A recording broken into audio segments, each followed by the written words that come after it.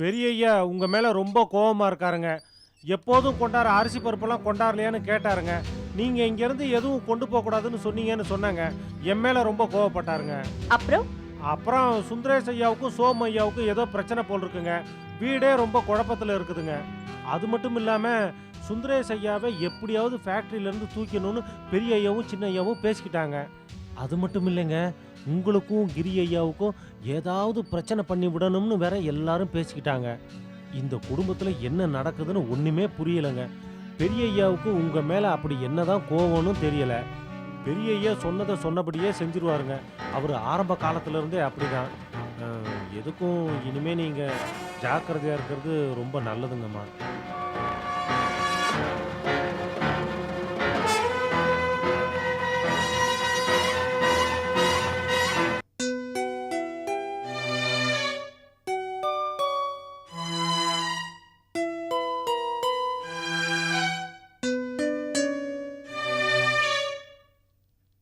ஏங்க ஒரு மாதிரியா இருக்கீங்க?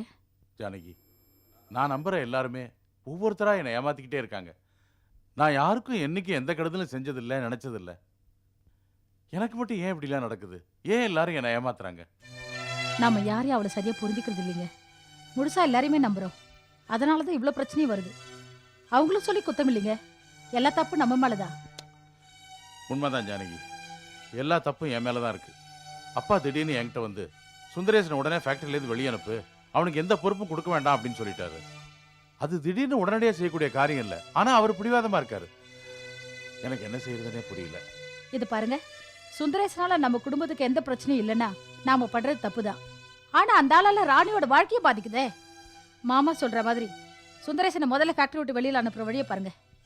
நீ சொல்லிட்ட ஜானகி, என்னதான் இருந்தாலும் திடீர்னு ஃபேக்டரியிலேருந்து ஒருத்தரை வெளியே அனுப்பணும்னா சரியான காரணம் சொல்லணும். அதுவும் இல்லாமல் இந்த ஃபேக்டரியில் அவன் ஒரு பார்ட்னர், ஃபேக்டரி கான்ட்ராக்டில் கையெழுத்து வர போட்டிருக்கான். அப்படி இருக்கும்போது எந்த விதமான சரியான காரணமும் இல்லாமல் ஒருத்தரை வெளியே அனுப்புறது சரின்னு எனக்கு படலை, சாத்தியானும் தோணலை. இது பாருங்க, இந்த மாதிரி நியாயம் தர்மலாம் பார்த்துட்டு இருந்தீங்கன்னா நம்ம ராணியோட வாழ்க்கை தான் வீணா போகும்.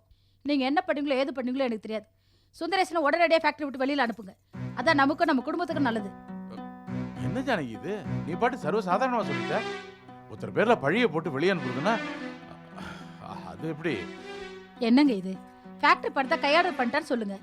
நீங்க சொன்ன எல்லாருமே நம்புவாங்க. அதே காரணமா சொல்லி அந்த ஆளு போலீஸ்ல பிடிச்சு கொடுங்க.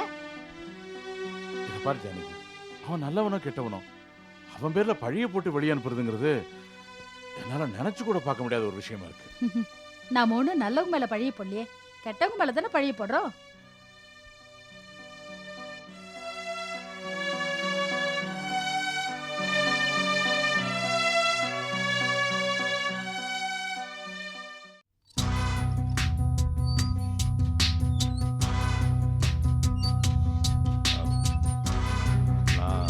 என்னன்னு தப்பா எடுத்துக்காதீங்க. இப்பவும் கூட ஒன்னும் கெட்டு போகல. நீங்க வசதியா வாழ்ந்தவங்க.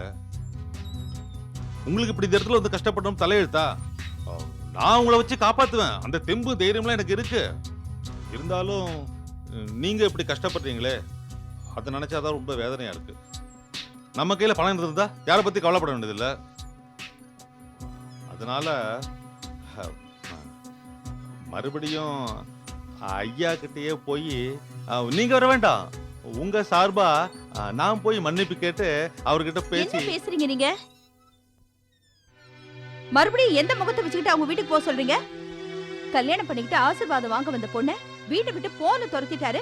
அவர்கிட்ட போய் மன்னிப்பு கேட்க சொல்றீங்களா? பெத்த பொண்ணு பண்ண வீட்டுல கஷ்டப்படுறான்னு தெரிஞ்சும் ஒரு தடவையாவது வந்து என்ன பார்த்தாரா? அவர்கிட்ட போய் மன்னிப்பு கேட்க சொல்றீங்களா? கூட பிறந்த தங்கச்சின்னு கூட பார்க்காம மொத்த சொத்தையும் சுருட்டிட்டாரு எங்க அண்ணன்.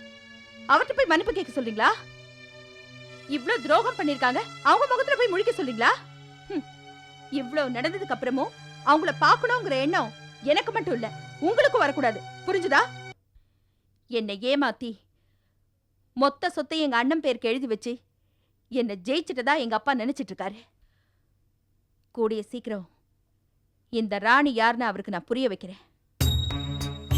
இதுக்கு யார் தடையா இருந்தாலும் அவங்கள நான் உயிரோட விட மாட்டேன்.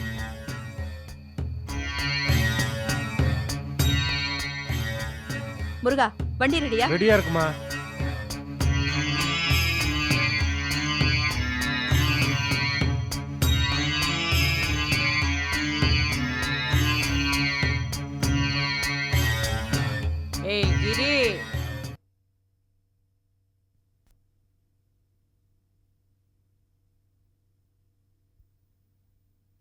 கேட்டிங்களா? எப்படி பேசிட்டு போறான்னு கேட்டிங்களா? இந்த வீட்டுக்கு வந்து இப்படி கஷ்டப்பட்டதான் இவளை கட்டிக்கிட்டானா? இன்னும் என்னென்ன அவஸ்தைப்பட போறேனோ தெரியல. டேய் கிரி, கோவப்படாதடா. நீ கோவப்படக்கூடாது. நீ கோவப்பட்டா மொத்தமா எல்லாமே கெட்டு போயிடும். ராணிய அவ வழியிலேயே விட்டு நம்ம மடக்கணும். இப்போ கொலை பண்ண கூட தயங்க மாட்டேன்னு அவ வாயிலேருந்து வார்த்தை வந்துச்சோ அப்பவே நம்ம வேலை பாதி முடிஞ்சு போச்சு. முழுசா அந்த சொத்து நம்ம கைக்கு வர வரைக்கும் நம்ம பொறுமையா தான் இருக்கணும். ராணியை நான் சரி பண்ணிக்கிறேன்.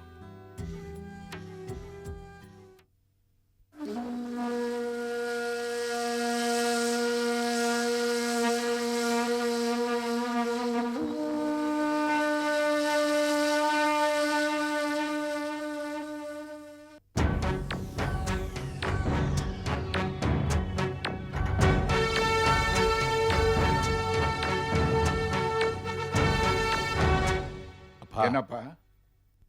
தோட்டத்திலேருந்து முருகன் வந்திருந்தான். என்னவா? நம்ம ராணி கர்ப்பமா இருக்காளாம்.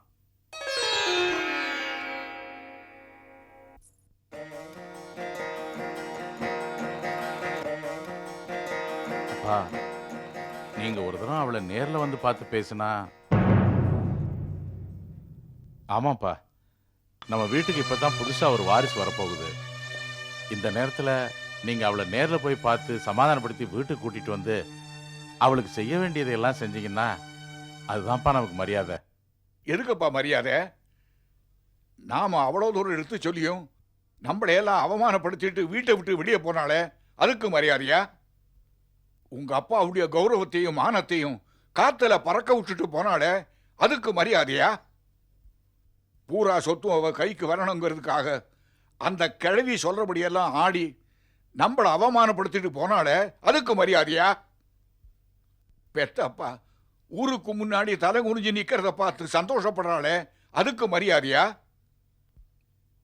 இதெல்லாம் மறந்துட்டு நான் மட்டும் அவளுக்கு எல்லாம் செய்யணும். நீங்கள்லாம் நல்லவங்க, நான் மட்டும் கெட்டவன் இல்ல? அப்படி இல்லப்பா. போட. பெத்த பொண்ணு கர்ப்பமா இருக்கிறான்னு தெரிஞ்ச உடனே ஒரு தகப்பனாருங்கிற முறையில என் மனசு அவளை பார்க்கணும்னு எப்படி துடிச்சதுன்னு உனக்கு தெரியாது. அந்த பாசத்துல அவளை போய் நான் பார்த்தா அவ திருந்திருவான்னு சொல்றியா? இப்பவே போய் பார்க்கறேன். இல்லப்பா, நான் அப்படி சொல்லல. என்னைக்கு தான் பண்ற தப்ப அவன் உணர்றாளோ அன்னைக்கு தான் நான் போய் அவளை பார்ப்பேன். நீங்க போய் பார்க்க வேண்டாம் அம்மா, நாங்க போய் அவளை பார்த்துட்டு வரோமே. வாயும் வயிறுமா இருக்கிற இந்த நேரத்துல அவளை போய் நாங்க பார்த்தோம்னா அவளுக்கு கொஞ்சம் சந்தோஷமா ஆறுதலாவும் இருக்கும். போயிட்டு வரட்டுமா மாமா? தாராளமா போய் பார்த்துட்டு வாங்க. ஆனா என் மகளை பத்தி எனக்கு தெரியும். நீங்க திரும்பி வரும்போது இந்த முகத்தோட திரும்பி வர போறதில்ல. போயிட்டு வாங்க, போயிட்டு வாங்க. மாமா,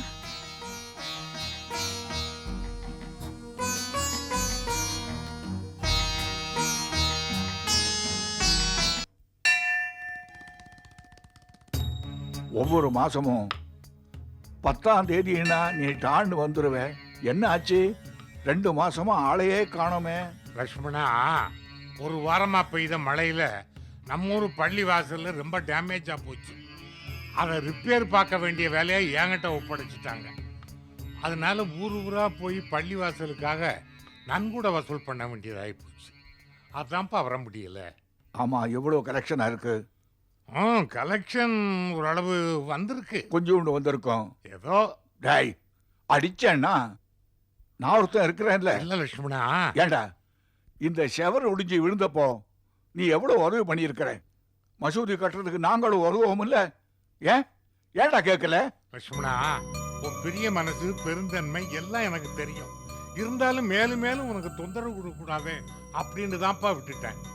டேய், இன்னைக்கு சாயங்காலத்துக்குள்ள இந்த மசூதி கட்ட என்ன செலவாகுதோ அதை கொடுத்து சரிங்க. டேய், ஃபேக்டரி வேலையெல்லாம் எப்படி நடந்துட்டு இருக்கு? ஃபேக்டரி வேலையை ஒரு 10 நாளைக்கு தள்ளி வச்சிருக்கோம்ப்பா. இதனால அது மறந்துடலையே? இல்லப்பா, சரி சரி, அநேகமா சீக்கிரமே வேலையை ஆரம்பிச்சிருவோம். தோட்டத்துல இருக்கிற சாமான்லாம் எடுத்து உள்ள வச்சிரு. சரிங்கம்மா.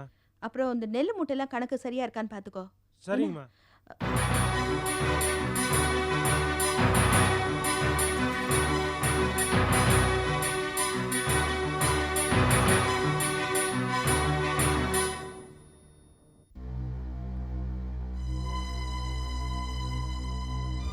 முருகா, இவங்க ஏன் இங்க வந்தாங்க? இவங்களை யார் உள்ள விட்டது? ஏமா அப்படி எல்லாம் பேசுற? நீ கர்ப்பமா இருக்குன்னு தெரிஞ்ச உடனே நாங்களாம் எவ்வளவு சந்தோஷப்பட்ட தெரியுமா? உன் அண்ணன் எவ்வளவு சந்தோஷப்பட்டார் தெரியுமா? ராணி, எல்லாத்தையும் மறந்துடுமா. நாம எல்லாரும் ஒண்ணா இருக்கலாம். மாமா எல்லாத்தையுமே மறந்துட்டாரு. நீ கர்ப்பமா இருக்குன்னு தெரிஞ்ச உடனே அவரு எவ்வளவு சந்தோஷப்பட்டார் தெரியுமா? இதை பாரு ராணி, குழந்தை பிறக்கிற இந்த நேரத்துல இங்க இருக்கிறத விட பிறந்த வீட்டுல இருக்கிறதாமா நல்லது. என் பேச்சு கேளு. அதான் உன்னை கூட்டிட்டு போலான்னு வந்தோம். என்ன ஆமாமா, அங்க இருக்கிற வரைக்கும் இவளை எவ்வளவு இம்சை பண்ணீங்க. இப்ப கர்ப்பமா இருக்கிறவளை கூட்டிட்டு போய் சித்திரவதை பண்ணி சந்தோஷப்படலாம்னு நினைக்கிறீங்களா? பாட்டி, நீங்க வயசுல பெரியவங்கிற ஒரே காரணத்துக்காக இத்தனை நாளா நீங்க என்ன செஞ்சாலும் அதை பொறுமையா பார்த்துக்கிட்டு பேசாம இருந்தேன். இனிமே ராணியோட வாழ்க்கையோட விளையாடாதீங்க ப்ளீஸ். இதோட விட்டுருங்க. என்ன தங்கச்சி மேல புதுசா பாசம் வந்துருச்சா? இந்த அக்கறை ஆரம்பத்திலே இருந்திருந்தா அப்பா கிட்ட எனக்காக சப்போர்ட் பண்ணி பேசிருப்பீங்க. பேசுனீங்களா? இல்லையே. இப்ப ஏதோ சதி பண்ணி என் வயித்துல இருக்கிற குழந்தைய கொல்ல வந்திருக்கீங்க. அப்படிதானே? ராணி, ஏமா இப்படி எல்லாம் பேசுற? என்னமோ தெரியல, ஆரம்பத்திலேருந்தே என் மேல ஒரு தப்பான அபிப்பிராயத்தை வளர்த்துக்கிட்டே நீ வளர்ந்துட்ட.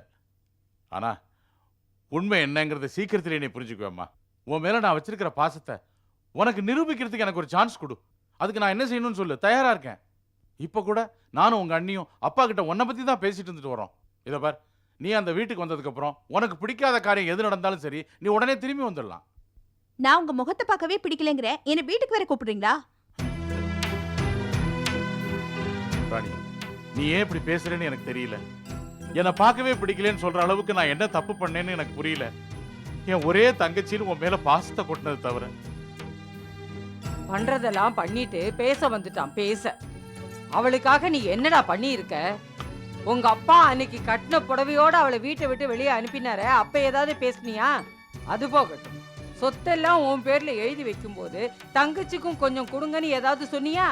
பேச வந்துட்டான். பேச பாட்டி, அன்னைக்கு இருந்த சூழ்நிலையில அப்பா எதிர்த்து என்னால எதுவும் செய்ய முடியல. அதனால தான் பேசாம இருந்துட்டேன். ஆனா அதுக்கப்புறம் தான் நான் வந்து சொத்துக்கள் பூரா இவ பேருக்கு மாத்தி கொடுக்குறேன்னு சொன்னேன்ல. அப்பவாவது நீங்க அவளுக்கு நல்லபடியா புத்தி சொல்லி அவளை வீட்டுக்கு அனுப்பிருக்கலாம்ல. ஏண்டா என்ன புத்தி சொல்லி அனுப்ப சொல்றியா? அப்போ உன் புத்தி எங்க போச்சு? இங்க பாருங்க, நான் கர்ப்பமா இருக்கேன், கஷ்டப்படுறேன்னு யாரும் வருத்தப்பட வேண்டாம்.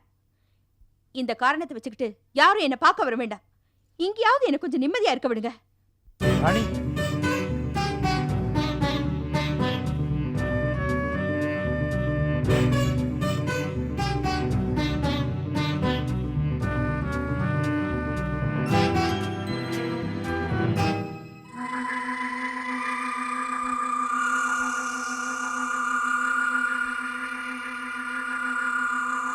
ராணியம்மா, வீடு தேடி வந்தவங்க விரோதியா இருந்தாலும் வாங்கன்னு சொல்லுவாங்க. நான் உங்க நல விரும்பி உள்ள வாங்கன்னு ஒரு வார்த்தை சொல்லக்கூடாதா?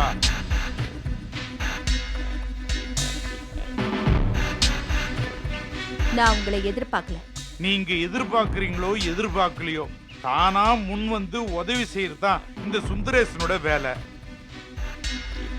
உங்க உதவி ஒண்ணு எனக்கு தேவையில்லை. ராணியம்மா, உங்க அப்பாவும் உங்க அண்ணனும் உங்களை திட்டம் போட்டு வீட்டை விட்டு விரட்டி விட்டாங்க. அந்த சொத்துல உங்களுக்கு ஒரு சல்லி காசு கூட இல்லைன்னு நான் எவ்வளவு வேதனைப்பட்டேன் தெரியுமா?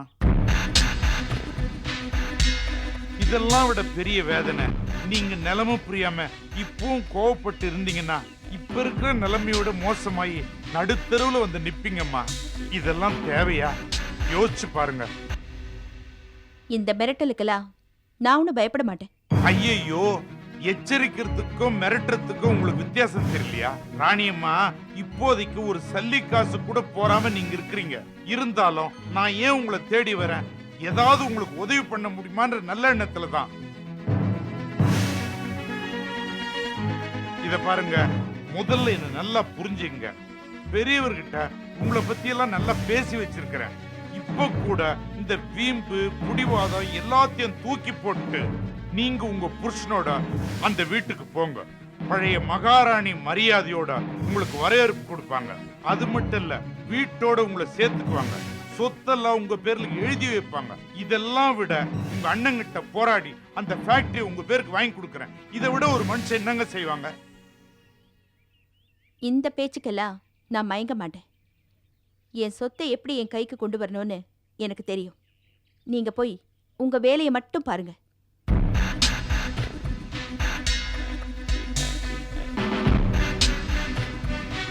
ராணியம்மா, அதிர்ஷ்டம்னு ஒண்ணு இருக்குதே, அது பொம்பளை ரூபத்துல தான் வரணும்னு இல்ல, ஆம்பளை ரூபத்திலயும் வரலாம்.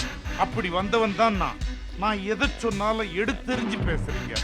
நீங்க தனிப்பட்ட முறையில ஒரு இடத்துல உட்கார்ந்து யோசிச்சு பாருங்க, நான் சொல்றது எவ்வளவு உண்மை, எவ்வளவு நல்லதுன்னு.